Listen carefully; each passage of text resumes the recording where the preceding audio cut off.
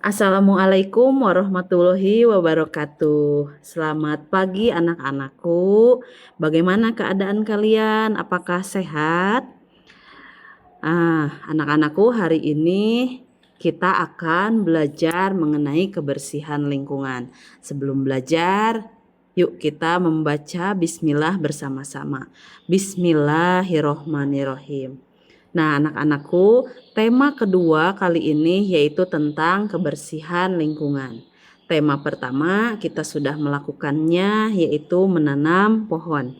Pertemuan kedua ini kita akan belajar mengenai kebersihan lingkungan. Nah, di pertemuan pertama hari ini kita akan belajar mengenai kebersihan sebagian dari iman. Nah, ini ya, kebersihan sebagian dari iman.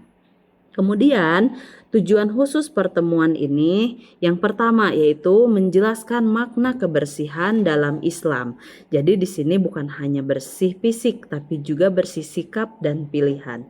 Yang kedua, mengaitkan kebersihan dengan iman dan nilai-nilai inti Gapura Pancawaluya. Nanti mengaitkan kebersihan dan iman serta nilai Gapura Pancawaluya yang dapat dilakukan oleh kalian di rumah atau di lingkungan sekitar itu apa saja. Kemudian di terakhir menunjukkan kesadaran awal terhadap kondisi kebersihan lingkungan sekitar seperti di kelas, kantin, halaman sekolah, selokan kecil, sudut-sudut yang sering luput kita jumpai gitu. Baik, yang pertama yuk kita duduk sejenak yuk. Duduk sejenak, kemudian Ibu ingin di sini kalian menjawab pertanyaan. Ibu akan memberikan kalimat pemantik. Kalimat pemantiknya begini. Kalau Tanah Pasundan bisa bicara, kira-kira ia mau bilang apa ke kita? Kalau Tanah Pasundan. Tanah Pasundan, contohnya Bandung aja gitu ya. Silahkan dituliskan di kolom komentar. Nah, kemudian, Ibu akan memberikan nih jawaban setelah menuliskan. Mungkin ia akan bicara seperti ini. Aku capek jadi tempat buang yang tidak sempat kamu buang. Ya, mungkin dia akan berkata seperti ini. Kemudian dia akan berkata juga seperti ini misalkan. Aku pengen jadi warisan yang bikin bangga, bukan cerita malu. Kalau kamu sayang aku, jangan cuma di caption. Nah, mungkin Bumi Pasundan akan berkata seperti itu. Nah, coba kita sekarang melihat ke landasan nilai. Di landasan nilai, yang pertama kita akan melihat di dalil Al-Quran. Nah, dalil Al-Quran ini salah satunya Quran Surat Al-A'raf ayat 56. Ya, kita bacakan. Bismillahirrohmanirrohim. Wala tufsidu fil ardi ba'da islahiha wad'uhu khaufan wa tama'an inna rahmatallahi qaribum minal muhsinin. Dan janganlah kamu membuat kerusakan di muka bumi sesudah Allah memperbaikinya, dan berdoalah kepadanya dengan rasa takut tidak akan diterima dan harapan akan dikabulkan. Sesungguhnya rahmat Allah amat dekat kepada orang-orang yang berbuat baik. Nah, di sini Allah mengingatkan kita agar tidak membuat kerusakan di bumi setelah Allah memperbaikinya, gitu ya. Ayat ini sering dibaca dalam konteks besar perusakan hutan, konflik, bencana. Kita lihat perusakan hutan ini yang menyebabkan banjir di mana-mana, misalkan di tanah Sumatera. Nah, artinya banjir ini bukan terjadi karena seperti memakan cabai gitu ya, langsung terasa. Namun itu bisa terjadi dalam kurun waktu yang lama perusakan hutannya.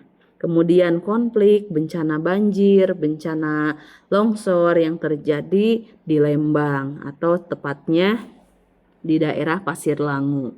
Nah, tapi sebenarnya juga menyentuh hal yang tampak kecil. Nah, ini yang sering dibiarkan. Hal-hal ini yang sering dibiarkan, seperti kebiasaan membuang sampah ya sembarangan, boros plastik ya, membiarkan selokan tersumbat. Nah, ini tentunya kita di sini sebenarnya hal-hal ini hal-hal kecil yang bisa kita lakukan.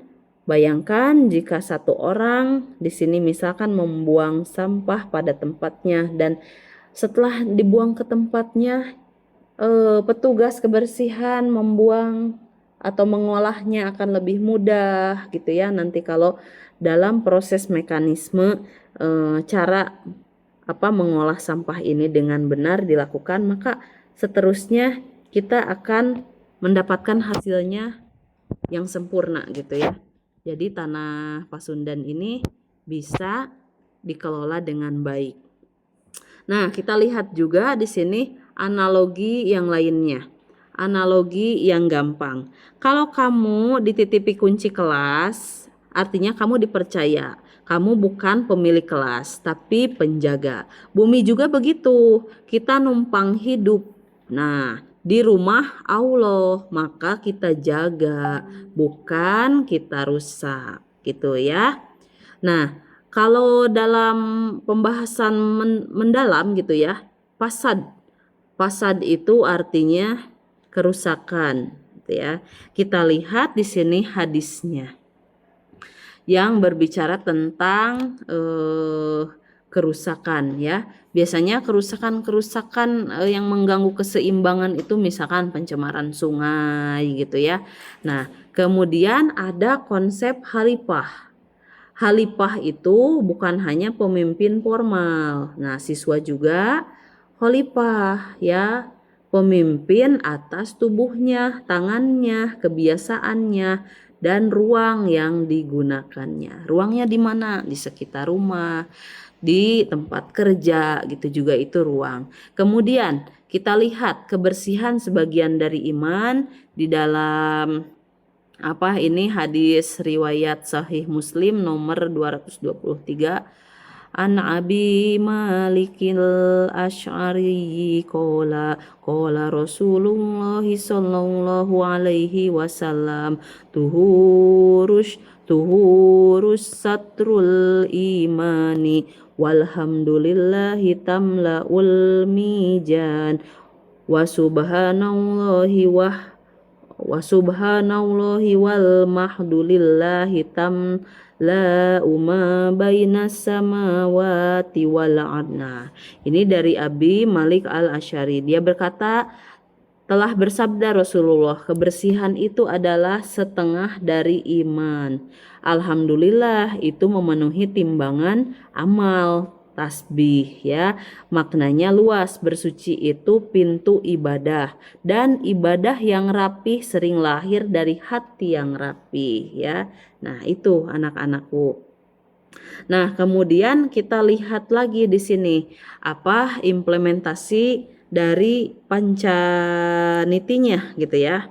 Nah, kita lihat niti surti. Sebentar. Ya, kita kembali lagi, takut ada yang tertinggal. Nah, ini nih. Mohon maaf ada yang tertinggal ya. Tadi di ayat kita kembali lagi ya. Di ayat, nah ini. Setelah ini ilustrasi sederhana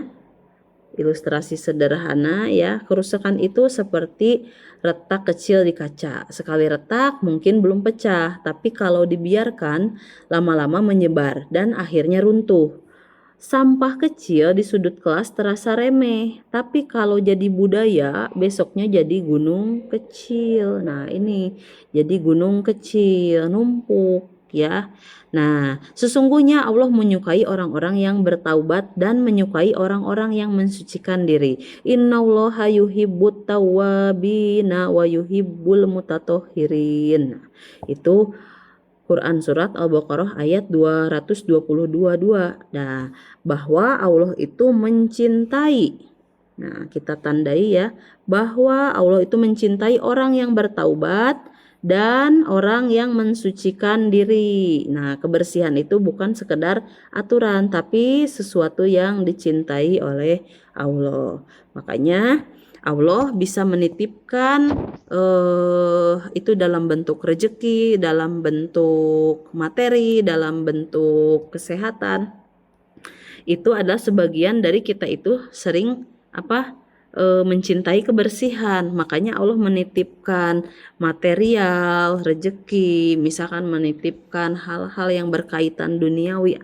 Artinya Allah percaya bahwa sebagai umat manusia itu bisa menjaganya gitu ya. Nah, makna yang membumi dalam Quran surat Al-Baqarah ayat 30 kita lihat ya, bahwa kesucian itu utuh, lahir dan batin, pribadi dan sosial. Yuk kita baca sama-sama. Bismillahirrohmanirrohim. Wa idh qala rabbuka lil malaikati inni ja'ilun fil ardi khalifatan qalu ataj'alu fiha may yufsidu fiha wa yasfiku dima'a wa nahnu sabbihu bihamdika wa nuqaddisu laka qala inni a'lamu ma la ta'lamun. Ingatlah ketika Tuhanmu berfirman kepada para malaikat, sesungguhnya aku hendak menjadikan seorang khalifah. Tadi kita sudah tahu ya makna dari khalifah itu, siswa juga khalifah tadi ya. Mereka berkata, mengapa engkau hendak menjadikan khalifah di muka bumi? Ya, itu orang yang membuat kerusakan padanya dan menumpahkan darah. Padahal kami senantiasa bertasbih dengan memuji engkau dan mensucikan engkau. Nah, Tuhan berfirman, sesungguhnya aku mengetahui apa yang tidak kamu ketahui. Nah gitu. Allah menyebut manusia sebagai khalifah di muka bumi. Nah tadi ya, siswa juga merupakan khalifah. Nah ini yang paling kita kaitkan dengan makna bahwa manusia itu khalifah di muka bumi. Terus dikaitkan dengan kebersihan lingkungan. Ini penjelasan sederhananya.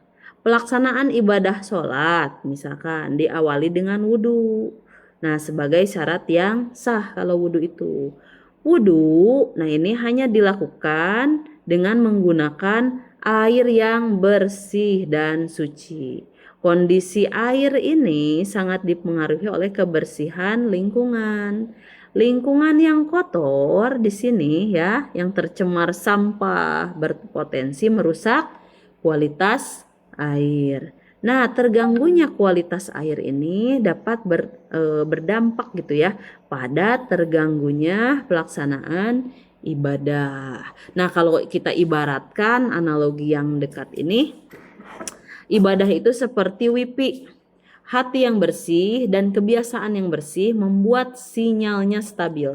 Kalau banyak sampah di sekitar fisik maupun batin, sinyalnya suka putus. Jadi kita senantiasa kalau wifi-nya bagus, biasa hatinya bersih gitu ya. Makanya di sini membuat sinyalnya juga stabil. Nah, terakhir di sini apa nilai-nilai inti Gapura Pancawaluya yang dapat diterapkan gitu ya oleh kalian. Nah, cager misalkan. Kalau cager misalkan buang sampah pada tempatnya, cuci tangan, hindari jajan yang berlebihan yang menghasilkan plastik. Bager di sini menegur teman dengan baik, misalkan urang rapihkeun yuk gitu ya. Hayu urang tanam pohon yuk misalkan. Urang bersihkeun yuk misalkan. Di rumah gitu ya atau di tempat kerja. Hayu hasil pada melantai urang bereskeun gitu. Nah itu. Benar di sini disiplin pilah sampah, ikut piket tanpa disuruh.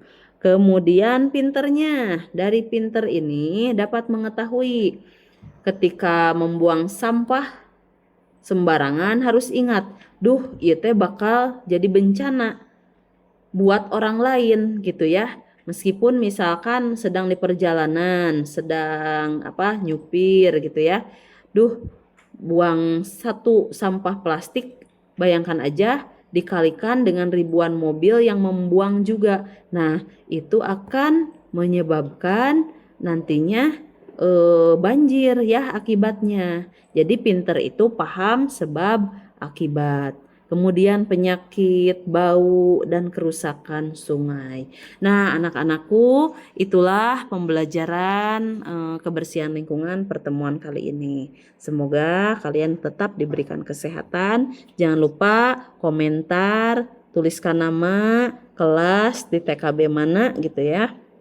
Kemudian satu lagi dituliskan juga hadir gitu ya, dituliskan hadir. Dan jangan lupa subscribe channel YouTube-nya. Terima kasih, semoga kalian diberikan kesehatan. Jangan lupa diisi buku Ramadannya. Assalamualaikum warahmatullahi wabarakatuh.